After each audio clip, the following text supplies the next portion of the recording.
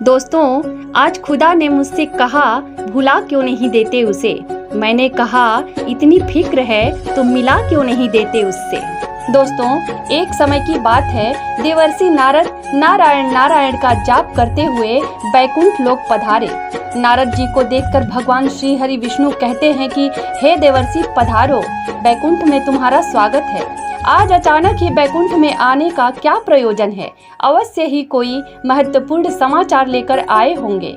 नारद जी कहते हैं कि हे प्रभु, अपने दास का प्रणाम स्वीकार कीजिए। आप तो सब कुछ जानते हैं, आप तो सब कुछ जानते हुए भी अनजान बन रहे हैं। इस ब्रह्मांड के कण कण में आप ही का वास है, मेरे भीतर भी आप ही का वास है। आप भली भांति जानते हैं कि मैं आपके पास किस प्रयोजन से आया हूँ।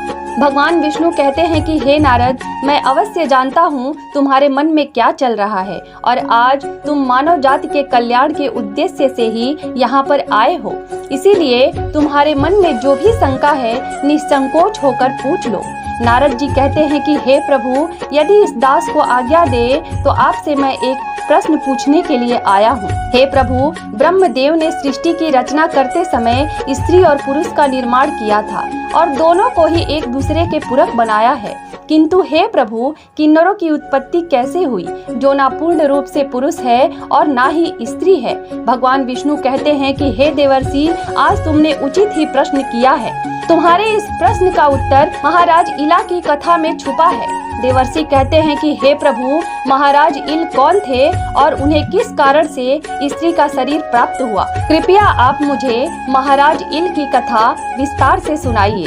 भगवान विष्णु कहते हैं कि हे देवर्षि, आज मैं तुम्हें महाराज इल की कथा सुनाता हूँ। इस कथा के माध्यम से तुम्हें तुम्हारे सभी प्रश्नों के उत्तर मिल जाएंगे, इसलिए तुम इस कथा को ध्यान से पूरा जरूर सुनना। जो भी इस कथा को पूरा सुनता है उसके पापों का नाश होता है। देवर्ष कहते हैं कि हे प्रभु, मैं इस कथा को पूरा अवश्य सुनूंगा, कृपया आप वह कथा मुझसे कहिए। फिर भगवान विष्णु नारद जी को महाराज इल की कथा सुनाने लगते हैं। वह कहते हैं कि हे नारद, पूर्व काल की बात है। इस कथा के अनुसार राजा प्रजापति करदम के पुत्र इल बाल्हिक देश के राजा थे। वे बड़े धर्मात्मा नरेश थे तथा अपनी प्रजा का पालन पुत्र की भांति करते थे। वे बड़े ही पराक्रमी, धर्मपरायण, सत्य धर्म का पालन करने वाले सूरवीर और जितेंद्रिय थे। देव, दानव, नाग, राक्षस, गंधर्व और महामनस्वी यक्ष राजा इल की स्तुति किया करते थे। एक बार राजा इल अपनी सेना को लेकर एक सुंदर वन में शिकार खेलने के लिए गए। अंबिका वन वही वन था जहां भगवान शंकर देवी पार्वती के साथ वन विहार करते थे।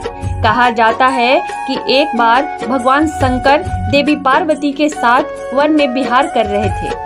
दोनों प्रेमालाप में लीन थे। उसी वक्त ऋषियों का एक समूह वन में आ पहुंचा, जिन्हें देखकर पार्वती शर्मा गईं। पार्वती की ये दशा देखकर भगवान शिव को ऋषियों का अचानक वन में प्रवेश करना अच्छा नहीं लगा। तब उन्होंने शाप देते हुए कहा कि आज से जो भी पुरुष इस वन में प्रवेश करेगा वह स्त्री हो जाएगा। तब से पुरुषों ने उस वन में जाना बंद कर दिया और वह जगह अंबिका वन नाम से मशहूर होकर शिव पार्वती का सुरक्षित प्रणय स्थल बन गया। राजा ने उस वन में 10,000 हिंसक जंतुओं का वध किया। तत्पश्चात उस प्रदेश में गए जहां महासेन स्वामी कार्तिकेय का जन्म हुआ था। उस वन में भगवान शिव अपनी सेवकों के साथ रहकर गिरजा कुमारी उमा का मनोरंजन करते थे। लेकिन राजा इल जब शिकार करते करते अंबिका वन में प्रवेश कर गए तो शिव के इसी शाप का शिकार हो गए। इतना ही नहीं, उनकी सेना के पुरुष भी स्त्री बन गए और घोड़ा भी घोड़ी बन गया। राजा इल तथा उनके सैनिकों ने देखा कि वन में विचरण कर रहे समस्त पशु पक्षी सर्प एवं मनुष्य स्त्री रूप में परिवर्तित हो गए हैं।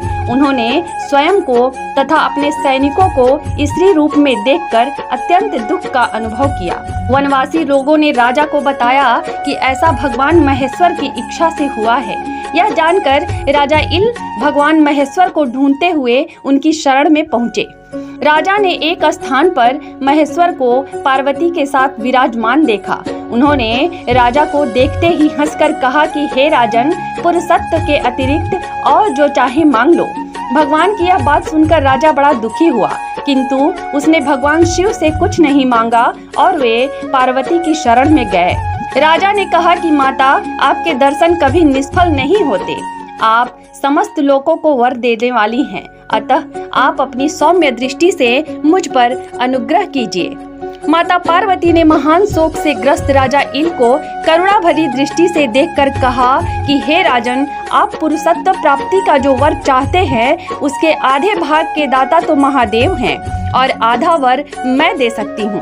अतः आप अपने जीवन के शेष बचे हुए भाग में से आधा भाग स्त्री के रूप में तथा आधा भाग पुरुष के रूप में प्राप्त कर सकते हैं। आप सोचकर बताएं कि आप आधा जीवन पुरुष के रूप में किस प्रकार प्राप्त करना चाहेंगे। इस पर राजा इल ने कहा कि माता, मुझे 1 माह के लिए अत्यंत वीरव्रती पुरुष के रूप में और 1 माह के लिए अत्यंत रूपवती स्त्री के रूप में जीवन प्रदान करें।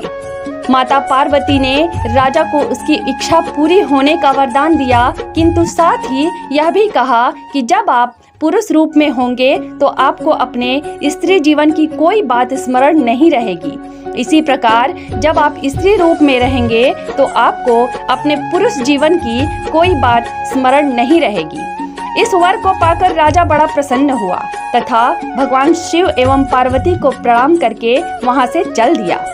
राजा को अब 1 मास तक स्त्री रूप में ही रहना था, इसलिए उसने वह अवधि वन में ही व्यतीत करने का निश्चय किया तथा अपने स्त्री रूपी सैनिकों के साथ वन में विहार करने लगे।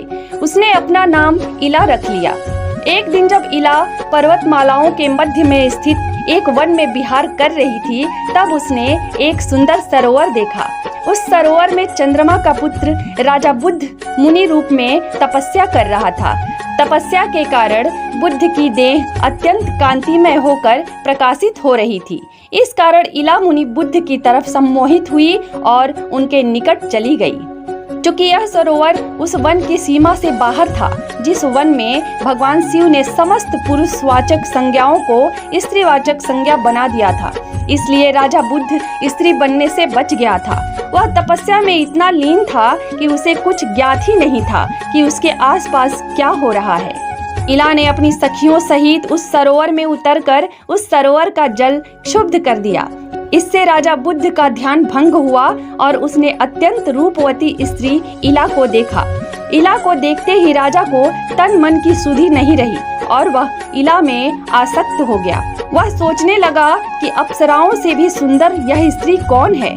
न देव वनिताओं में, न नाग वधुओं में, न असुर नारियों में और न अप्सराओं में ही मैंने इससे पहले कभी कोई ऐसी मनोहर रूप से सुशोभित होने वाली स्त्री देखी है। यदि वह किसी और को न ब्याही गई हो तो यह मेरी पत्नी बनने योग्य है। ऐसा विचार करके राजा बुद्ध जल से बाहर आ गया और सरोवर के तट पर बने आश्रम में चला गया। उसने उस समस्त स्त्रियों को अपने आश्रम में बुलाकर पूछा कि यह त्रिलोक सुंदरी नारी किसकी पत्नी है और किस लिए यहाँ आई है। इस पर इला की सखियों ने उत्तर दिया कि यह सुंदरी हमारी सदा की स्वामिनी है, इसका कोई पति नहीं है। यह हम लोगों के साथ अपनी इच्छा से वन प्रांतर में विचरण करती है। उन स्त्रियों का उत्तर सुनकर राजा बुद्ध ने पुण्यमयी आवर्तनी विद्या का स्मरण किया तथा उसने इला के संबंध में समस्त बातें जान ली। दोनों एक दूसरे पर इतना मोहित हुए कि प्रेम विवाह कर लिया। इला बुद्ध के साथ उनके आश्रम में रहने लगी। बुद्ध ने उन सभी स्त्रियों से कहा कि तुम सब किम पुरुष अर्थात किन्नरी होकर पर्वत के किनारे पर निवास करो और अपने लिए वही निवास बना लो। तुम्हें पत्र और फल फूल से ही अपना निर्वाह करना होगा। कुछ समय बाद तुम सब किम पुरुष नामक पतियों को प्राप्त कर लोगी। बुद्ध की बात सुनकर इला की समस्त सखियां उस पर्वत के किनारे पर चली गई। इस प्रकार संसार में किन्नर जाति अस्तित्व में आई। कुछ समय बाद इला और बुद्ध के यहाँ एक बेटा पैदा हुआ। नाम रखा गया पुरुरवा। बुद्ध के आश्रम में अब इला को स्त्री बनकर रहते हुए कई साल बीत गए थे। एक दिन इला को उनके बेटे पुरुरवा ने दुखी देखा। जब दुख का कारण जानना चाहा तो इला ने अपने स्त्री बनने की पूरी कहानी सुना डाली। माँ के इस दुख को दूर करने के लिए पुरुरवा पिता बुद्ध के पास पहुँचे। तब राजा बुद्ध बोले, वत्स, मैं राजा इल के इला बनने की पूरी कथा भली भांति जानता हूँ। मैं यह भी जानता हूँ कि भगवान शिव और देवी पार्वती के कृपा प्रसाद से ही उनका उद्धार हो सकता है। इसलिए तुम गौतमी गंगा नदी के तट पर जाकर उनकी आराधना करो। भगवान शिव और पार्वती सदा वहाँ विराजमान रहते हैं। वे अवश्य तुम्हारी इच्छा पूर्ण करेंगे। पिता की बात सुनकर पुरुरवा खुश हो गए और अपनी माँ को अभिशाप से मुक्त कराने के लिए गौतमी के तट पर स्नान करके भगवान शिव की स्तुति करने लगे। उनकी स्तुति से शिव प्रसन्न हुए और देवी पार्वती के साथ प्रकट हुए और पुरुरवा से वर मांगने को कहा। पुरुरवा ने कहा, आपकी लीला न्यारी है, मेरी माँ इला को दोबारा इल बना दे। भगवान शिव बोले, वत्स, राजा इल गौतमी गंगा में स्नान करने के बाद पुनः अपने वास्तविक रूप में परिवर्तित हो जाएंगे। इला ने गौतमी गंगा में स्नान किया और दोबारा राजा इल बन गई। इस तरह पुरुष का पुरुष के साथ संबंध बनाने की कई कथाएं हैं। श्री कृष्ण लीला में एक प्रसंग मिलता है कि कान्हा के साथ रास लीला रचाने के लिए भगवान शिव गोपी का रूप धारण करके आए। महाभारत विजय के लिए श्री कृष्ण को अर्जुन के पुत्र इरावन से विवाह करना पड़ा था। इस तरह पौराणिक कथाओं में अप्राकृतिक संबंधों को लेकर कई कथाएं हैं और इनमें किसी तरह का अपराध बोध नहीं दिखता है। इससे साबित होता है कि लैंगिक वर्जनाओं को लेकर भारतीय समाज पहले काफी परिपक्व था। जब आप ये बात कहते हैं कि सब ईश्वर की संतान हैं, तो फिर ये हक आपको किस भगवान ने दिया कि आप उनकी संतानों में भेद पैदा करें।